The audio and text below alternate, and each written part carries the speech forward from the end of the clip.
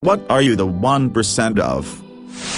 I think it's like 0.1 to 0.5% of women or something, but I have a double uterus, medically called a didelphys uterus. A septum separates my uterus, which kinda made them form into two separate ones, and the septum continues down into the vagina, so I also have a left and right side. Not fun to deal with, but I'm too scared to get the surgery for it.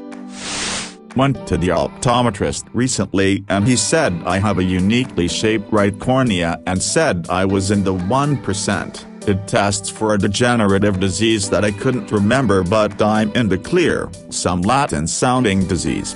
Corns blah blah. The doctor said most people generally have half a portion of astigmatism in their eyes. My right eye has 5 portions.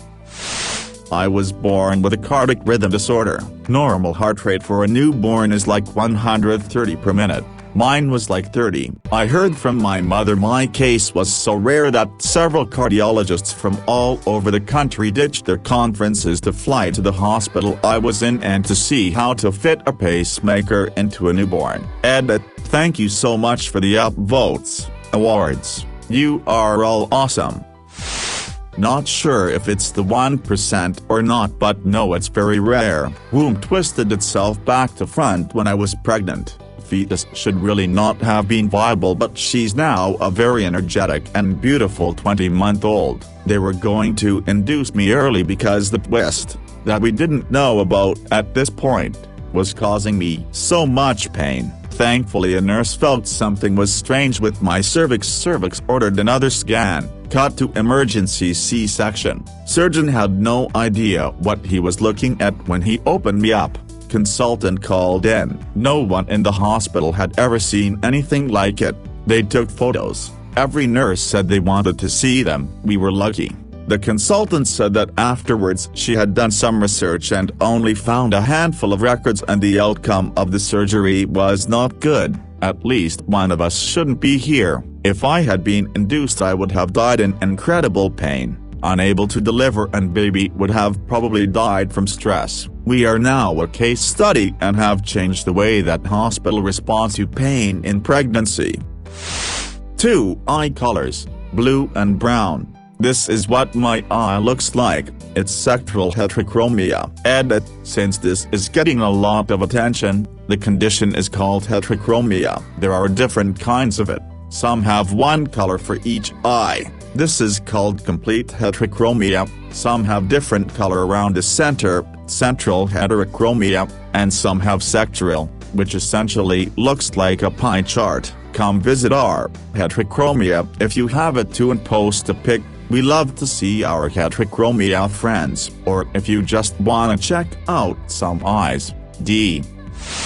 I had a life-threatening reaction to a common prescription drug. It literally caused huge patches of my skin to fall off and my internal organs to begin liquefying. This reaction is so rare that they don't even have to list it as a potential side effect. 6 cases have occurred with over 10 million people taking this drug. I don't like to name the drug because the problem was with my body, not the medicine itself. I don't want to scare people away from a life-saving drug that isn't to blame for what happened. I'm fully recovered now. By the way, I have a fantasia. I can't form images in my mind. If I read a book, for instance, I wouldn't be able to tell you what the characters look like. My brain just doesn't work like that. I found out at 30 that other people actually visualize things in their head. I always thought it was kinda like a figure of speech or something.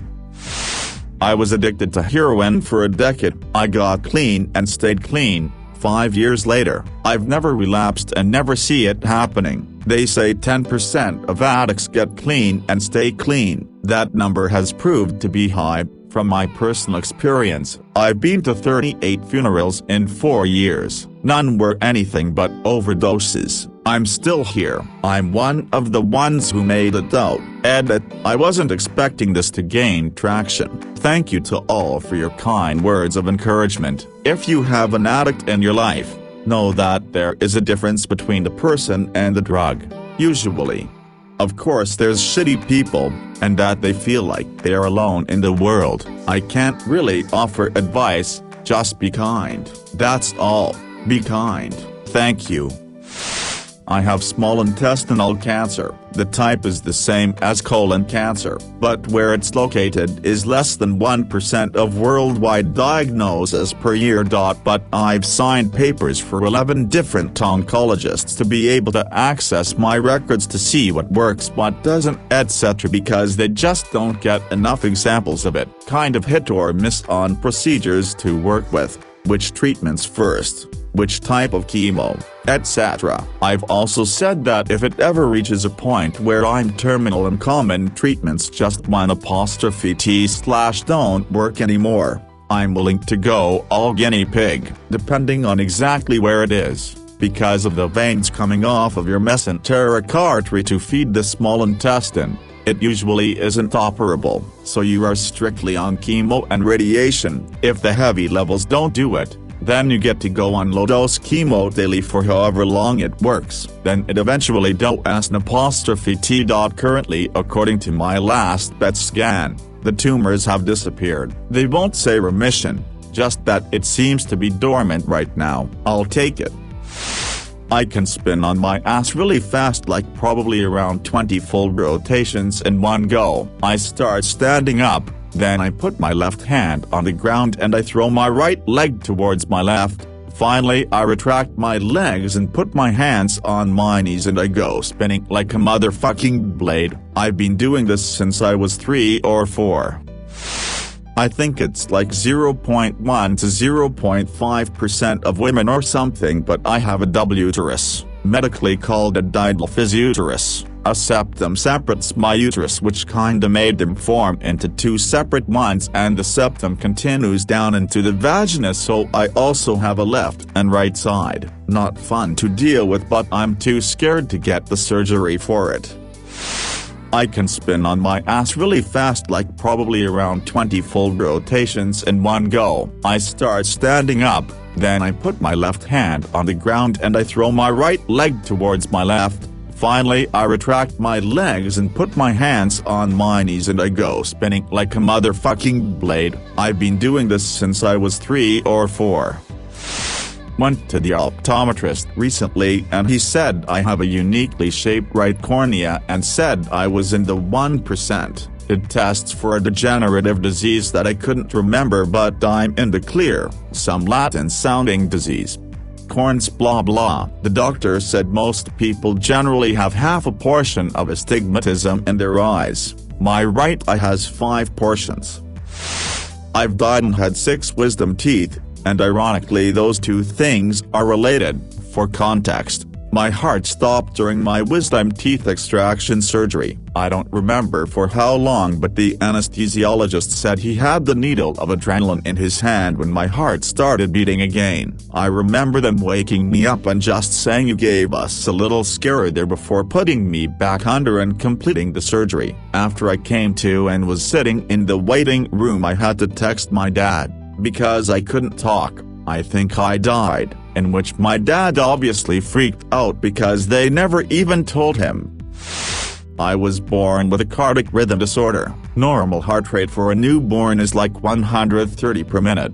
Mine was like 30. I heard from my mother my case was so rare that several cardiologists from all over the country ditched their conferences to fly to the hospital I was in and to see how to fit a pacemaker into a newborn. Edit. Thank you so much for the upvotes, awards. You are all awesome.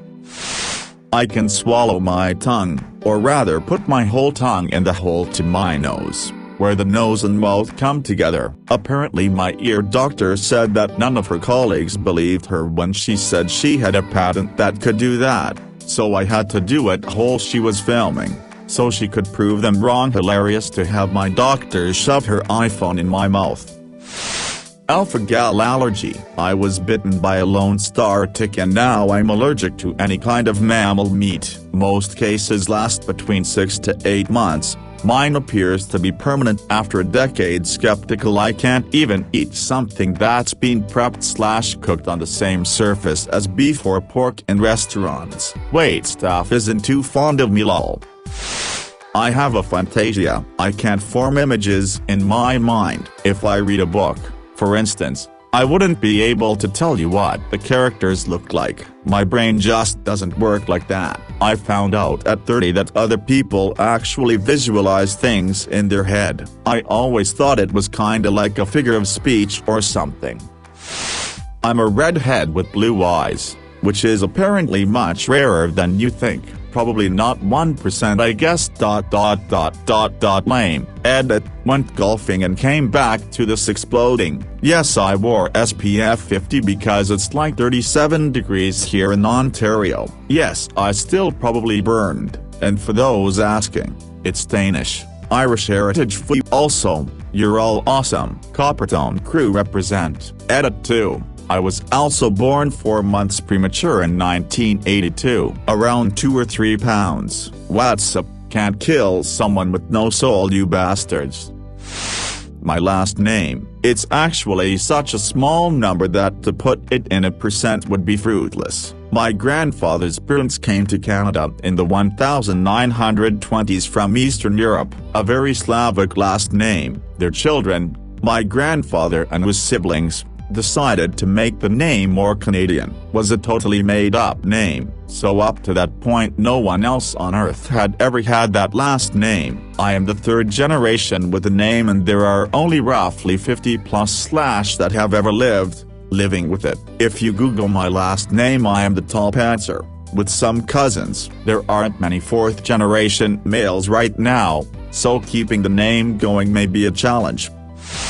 My daughter was the first in Canada to have her cord blood harvested for stem cells. They were to be used for a bone marrow transplant for her brother. As a side note, my son was diagnosed with what was then called JCML, a child leukemia occurring in about 0.001% of all childhood leukemias. The survival rate, I believe was in the 1 percentile range. I had a severe reaction to the measles shot when I was a kid because my mother refused the vaccines and didn't tell anyone. My dad found out when I was 4, and they gave me both doses at once. I died from the resulting immune overreaction, fever-induced febrile, grand mal seizures several times until I hit puberty. I think the statistic of me surviving past 3 not getting measles and then surviving the sudden death and then resulting febrile seizure around 10 times is a statistical outlier. I got my Pfizer shot as well as the tetanus multi-shot as soon as I could. Edit. From what I've learned from my doctor is that I'm probably the only one to have actually died several times due to the grand mal febrile seizures. Get your babies vaccinated ASAP so this stuff doesn't happen. I have bipolar 2, which is like 1-200. It's like a less intense but more depressive form of bipolar disorder. By less intense I mean I don't have manic episodes where I act like I drank 10 energy drinks in 1 minute. For me it fucks up my sleep really bad. Usually I have a week or 2 of only sleeping a couple hours a night. After the sleep deprivation is over I have 2-3 weeks of depression which ranges from mild to intense. It's usually more intense that first week because I'm still recovering from the sleep deprivation. I take Seroquel to help stay asleep and use marijuana to help get to sleep. If I have any outside anxiety or stressors the depression and sleep deprivation get really bad and I've been suicidal a few times because of that.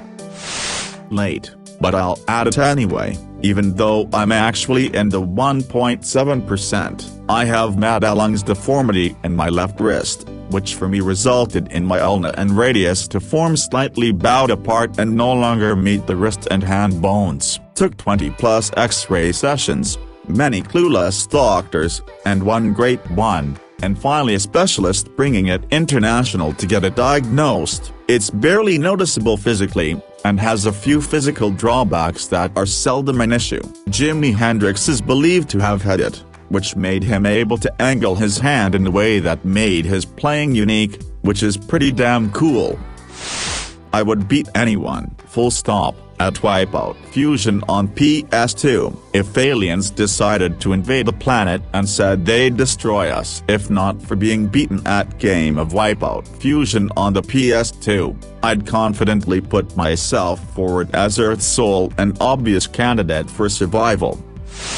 I was able to quit heroin, alcohol, and marijuana and stay clean for 5 years all by myself with no rehab, no meetings, no Suboxone, no treatment, just pure willpower and mental fortitude, and have no desire to go back to that lifestyle. Also, I climb trees daily for a living, arborist, and according to a BMI I'm on the line for obese. Since most climbers are very skinny, I'm assuming I'm one of the only obese tree climbers in the country.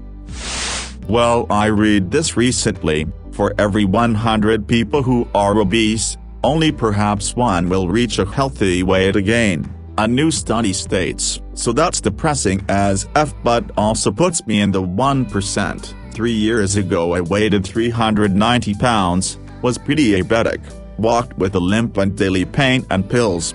Now I weigh 194, no pills and love mountain biking. It can be done.